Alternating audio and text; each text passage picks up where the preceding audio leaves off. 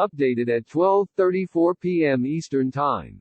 Senate Majority Leader Mitch McConnell, R-Key, is expected to release details of a roughly $1 trillion GOP-led coronavirus response bill Thursday with hopes of quickly reaching a final agreement with Democrats as the number of lawmakers in self-quarantine rises.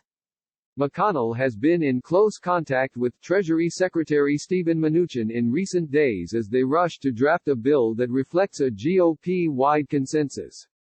At that point, McConnell plans to launch talks with Senate Minority Leader Chuck Schumer, DNY. Mnuchin says the legislation includes plans to send most Americans a check or direct deposit of $1,000 within 3 weeks. In an interview with Fox Business, Mnuchin said each person in a household would be eligible for that money. In addition, $500 would be made available for each child. So a family of 4 would receive $3,000 under the proposal, Mnuchin said. As soon as Congress passes this, we'd get this out within 3 weeks, Mnuchin said.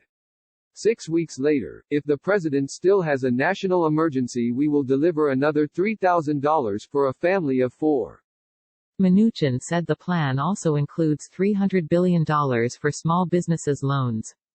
The loans are intended to be used for hiring and maintaining payroll and could be forgiven down the line.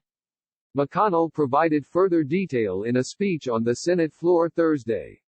He said the legislation under discussion includes billions of dollars in forgivable federal loans for small businesses.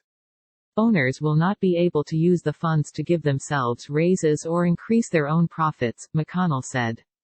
The point is to help small businesses endure, help workers keep their jobs and help workers and businesses emerge from this ready to thrive. Industry-specific aid, including money for airlines, would be in the form of targeted lending, that McConnell described as government loans. Just like small businesses, entire sectors are being crushed by public health guidance which is obviously no fault of their own, McConnell said. We are talking about loans that must be repaid. He added that Congress will have future opportunities to address the long-term impact of the coronavirus crisis when they write regular annual spending bills later in the year. The legislation I have just laid out will not be the last word, McConnell said. This is not Congress's last chance to legislate, but it is critical that we move swiftly and boldly to begin to stabilize our economy. Democrats have not said whether they will accept the GOP proposals. But Schumer and House Speaker Nancy Pelosi, D. Califf, have been in touch with Mnuchin and are sharing their ideas even though they have not been actively included in writing the bill. Schumer acknowledged in an interview on NPR's Morning Edition that there is public pressure for lawmakers to set aside differences and pass a bill quickly. We don't want to be partisan, we just want to solve the problem, Schumer said. We want to get something done quickly and boldly. That's a big job, but we have to do it because the crisis is even bigger. But Schumer says Democrats have a number of additional requests, including a vast expansion of unemployment insurance benefits. Democrats want to provide a major increase in the amount of money provided through the Federal Unemployment Assistance Program, perhaps as high as an equal match to the salary lost. Schumer is also calling for that program to be extended for many months, along with expansions to paid sick and family leave.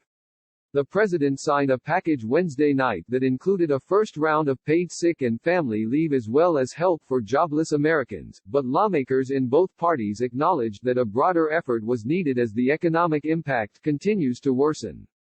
Hill Democrats also want limitations on any corporate bailouts or aid. If they're going to do these corporate bailouts, we want to make sure they're for the average worker, Schumer said. We want to make sure they keep all of their workers without salary cuts. We want to make sure they don't use this money for stock buybacks. The rapid developments come as lawmakers are growing increasingly concerned about the spread of the virus within the Capitol. House Majority Leader Steny Hoyer, DMD, informed members today that the House will not return to session until it is time to vote on a third coronavirus response bill. In light of the guidance issued by the CDC, we will be adjusting the House schedule. It is my intention that the House will not return to session until we are in a position to vote on the third piece of emergency legislation to respond to the economic impact of this crisis, Hoyer said in a letter to House Democrats. Roughly 9 lawmakers are under self-quarantine, and at least 2 have tested positive for COVID-19. While there is rising pressure among some rank-and-file members to allow remote voting, leaders have rejected those proposals. Dozens of House lawmakers were already asking chambers leaders to allow remote voting before any members had tested positive. The effort was spearheaded by California Democratic Reps. Eric Swalwell and Katie Porter.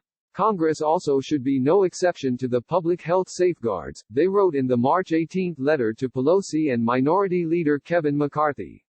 We are undermining our unified, bipartisan message to the American people when we come together on a crowded House floor to vote. During a House chamber vote, there can be more than 430 members and 100 staffers clustered on the floor, they said. In all, 52 members signed the letter. Both Swalwell and Porter previously urged remote voting ahead of the health crisis, saying it should be an option to members regardless. However, the issue has taken on a new sense of urgency with the coronavirus outbreak.